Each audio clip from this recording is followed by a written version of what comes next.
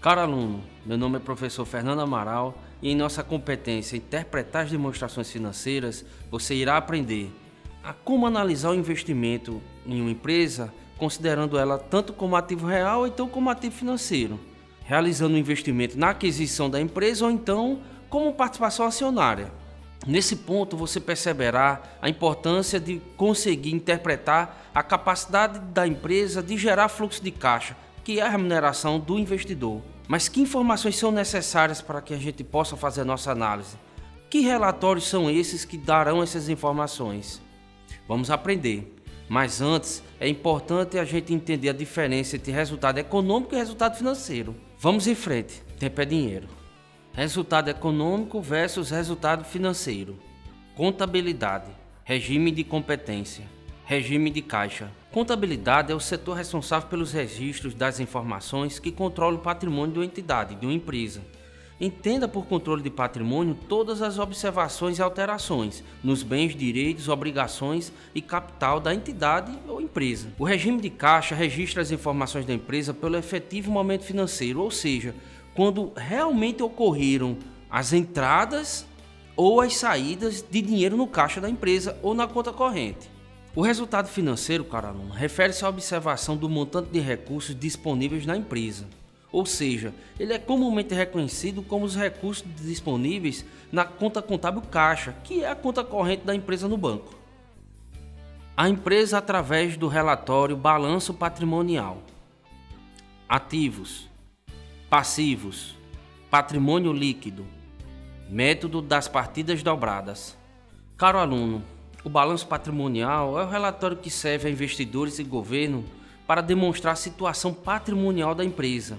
Ele tem esse nome balanço porque ele demonstra um preciso equilíbrio entre os ativos e passivos, através do método das partidas dobradas. Conforme a imagem, que reflete um resumo do balanço patrimonial da empresa Petrobras, referente a 30 de setembro de 2015, o valor está em milhões. O balanço patrimonial tem registrado do seu lado esquerdo os seus ativos, dividido em ativos circulantes, cuja disponibilidade em conversão em moeda ocorrerá até o final do próximo exercício social, e o ativo circulante, cuja disponibilidade de conversão em moeda ocorrerá acima do final do próximo exercício social, ou somente ao fim da entidade ou então mudança societária. Do lado esquerdo da imagem temos o passivo, ou obrigações, que se dividem em passivo circulante, que serão liquidadas até o fim do próximo exercício social, e o passivo não circulante, que registra as obrigações com terceiros, que serão liquidadas além do próximo exercício social, e por fim, o patrimônio líquido, ou capital próprio da empresa, que mensura o patrimônio dos sócios e suas mutações de lucro ou prejuízo. O balanço patrimonial, conforme dito anteriormente, está estruturado pelo método das partidas dobradas, o que significa que o total do ativo é sempre igual ao total do passivo, que para cada lançamento de um ativo, temos uma contrapartida no passivo de igual montante. Por exemplo, caro aluno, a aplicação na conta caixa, que você percebe no ativo circulante, ela tem origem na conta empréstimo e financiamento, por exemplo, que está no lado do passivo circulante. A conta estoque, da mesma maneira, é uma aplicação de recursos obtidos através de fornecedores, que está do lado do passivo circulante. Essas informações elas são estáticas, ou seja, ela reflete a situação patrimonial da empresa naquele momento, naquele dia que o relatório foi emitido. Vamos agora aprender alguns indicadores emitidos através do balanço patrimonial. Indicadores de desempenho do balanço patrimonial: liquidez, endividamento, análise vertical e horizontal. Caro aluno, nós podemos trabalhar alguns indicadores diretamente com as informações do balanço patrimonial. Em destaque, as análises de liquidez, que seria a capacidade da empresa de honrar suas dívidas, as análises de endividamento. O importante conselho inicial é que o cálculo desses indicadores por si só não diz muita coisa, a não ser que você calcule em uma série histórica de pelo menos 3 anos, que é o que chamamos de análise horizontal, e que a representação da conta também você compare com o total do grupo a que a conta pertence, que seria a análise vertical, e comparando a conta com as demais contas do balanço. Compare também os indicadores com outras empresas do mesmo setor, que seria a análise setorial. Caro aluno, na imagem que se apresenta, você pode observar as análises verticais na coluna AV e a análise horizontal na última coluna, AH dezembro/13 versus outubro/15. Em relação à análise vertical, que identifica a proporção da conta com seu próprio grupo, podemos identificar em dezembro de 2013 que o ativo circulante representa 16,38% do ativo total, calculando através da conta, calculado dividindo 123.351 por 752.967. Aí você multiplica por 100 para encontrar o percentual. O ativo não circulante representa a diferença, ou seja, 83,62%, calculado através da divisão entre 629.616 por 752.967, multiplicado por 100 novamente para encontrar o percentual, indicando que a Petrobras investe muito significativamente em ativos não circulantes, como máquinas e imóveis. Na análise horizontal, que identifica o comportamento da conta de forma horizontal, ou seja, no tempo, podemos identificar que os empréstimos e financiamento da empresa, por exemplo, cresceram 184,19% no passivo circulante e 2.321,99% no passivo não circulante, revelando um aumento expressivo no endividamento ou alavancagem da empresa. Liquidez corrente. Liquidez geral. Caro aluno, a análise da liquidez revela a capacidade da empresa de pagar seus compromissos com terceiros. É a visão de quanto em ativos nós temos para poder pagar o passivo. Liquidez corrente é a capacidade de pagar os compromissos circulantes, ou seja, até o final do próximo exercício social. Já a liquidez geral é a capacidade de pagar os compromissos com terceiros, tanto no ativo circulante como também no passivo circulante. Liquidez geral já revela a capacidade de pagar os compromissos com terceiros de forma circulante e não circulante. Caro aluno, vamos calcular a liquidez corrente. A liquidez corrente é calculada dividindo o ativo circulante pelo passivo circulante. O ativo circulante é 176.380. O passivo circulante é 109.719. Dividindo 176.380 por 109.719, temos 1,61. O que isso quer dizer? Que a cada R$1 de dívidas, nós temos R$1,61 no ativo circulante para poder honrar. O cálculo da liquidez geral é encontrado dividindo o ativo total pelo passivo circulante mais passivo não circulante. O ativo total é 931.562 e o passivo circulante é de 109.719 e o passivo não circulante é de 530.861. Esse resultado de R$1,45 significa que a cada R$1 de dívida no passivo circulante e não circulante, no ativo total R$1,45 para poder honrar. Quer dizer, a Petrobras tem total capacidade de honrar as dívidas com terceiros. Endividamento geral. Caro aluno, o endividamento geral, ele calcula para você a proporção do total de capital de terceiros que financiou o ativo total.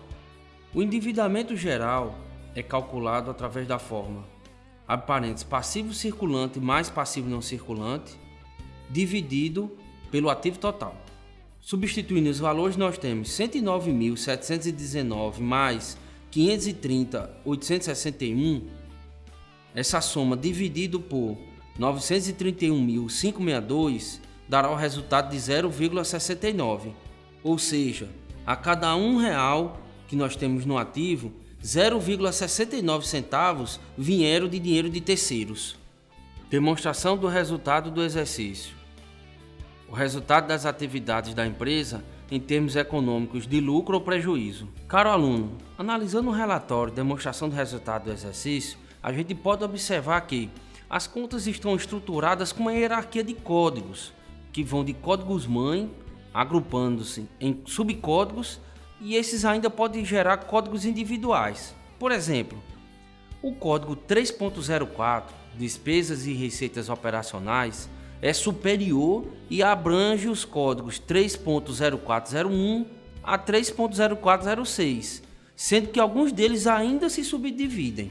Do faturamento da empresa Petrobras são deduzidos inicialmente os custos dos bens e serviços vendidos, encontrando-se o resultado bruto.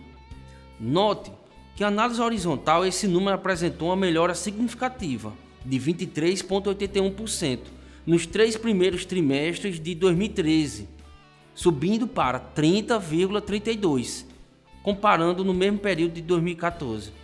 Houve uma melhora significativa de 23,81% nos 3 primeiros trimestres de 2013 do faturamento da empresa Petrobras. Nós deduzimos inicialmente os custos dos bens e dos serviços vendidos, encontrando o resultado bruto. Note que na análise horizontal, esse número apresentou uma melhora significativa de 23,81% nos 3 primeiros trimestres de 2013, subindo para 30,32% no mesmo período de 2015. A conta da DRE 3.04, Despesas e Receitas Operacionais, apresenta todas as despesas próprias da operação da empresa, incorridas no período. Despesas que, abatidas do resultado bruto, geram a conta 3.05, ou resultado antes do resultado financeiro e dos tributos. A conta 3.06, resultado financeiro, ela vai expressar as despesas e receitas não operacionais que ocorrem fora do ambiente produtivo e também operacional. Elas ocorrem no âmbito financeiro. Elas são as despesas de captação de recursos financeiros, como juros, bem como as receitas financeiras oriundas de investimentos e aplicações. A dedução dessa conta do resultado antes do resultado financeiro e dos tributos gera a conta 3.07, resultado antes dos tributos sobre o lucro. Caro aluno, a conta 3.08, Imposto de Renda e Contribuição Social para o Lucro, ela vai apurar o imposto de renda devido sobre a conta 3.07, resultado antes dos tributos sobre o lucro. Ele deduz esse resultado, gerando por sua vez a conta 3.09, resultado líquido das operações continuadas. Essa conta ela só sofre alteração caso ocorra alguma descontinuidade na operação da empresa, como encerramento ou venda de alguns ativos e participações expressos na conta 3.10, resultado líquido das operações descontinuadas. Caso não haja nenhum lançamento, o lucro ou prejuízo é apurado conforme está expresso na conta 3.11, lucro/prejuízo consolidado do período. Índice do preço-lucro igual a cotação da ação dividido pelo lucro por ação. Caro aluno, um dos principais indicadores usados pelos analistas é o índice preço-lucro. Esse índice mede o montante que os investidores estão dispostos a pagar por cada unidade de medida monetária do lucro auferido pela empresa. Esse índice dá uma medida clara da quantidade de tempo que o investidor vai ter retorno do seu investimento a partir do nível de lucro percebido na DRE da empresa. Vamos calcular o índice preço-lucro da ação da PETR3 da empresa Petrobras. A cotação da ação PETR3ON em 30 de nove de 2013 estava cotada a R$ 16,96. Como a empresa gerou na DRE do período de 1 de 1 de 2013 a 30 de nove de 2013 um lucro por ação LPA de R$ 1,33 para os 3 primeiros trimestres, ou um LPA médio de 0,44 por semestre de 2013, então o índice preço-lucro foi calculado por a cotação da ação de R$ 16,96 dividido por 0,44 do LPA médio, o que dará um resultado de 38,3 trimestres para o investidor recuperar seu investimento. Caro aluno, em nossa competência, você aprendeu como fazer análise a partir dos relatórios financeiros, balanço patrimonial e DRE. Você aprendeu a analisar a situação de uma empresa, fazendo seus estudos em análise vertical, análise horizontal e as análises setoriais. Você aprendeu também como interpretar os indicadores de liquidez, de endividamento. Parabéns, vamos em frente, porque tempo é dinheiro.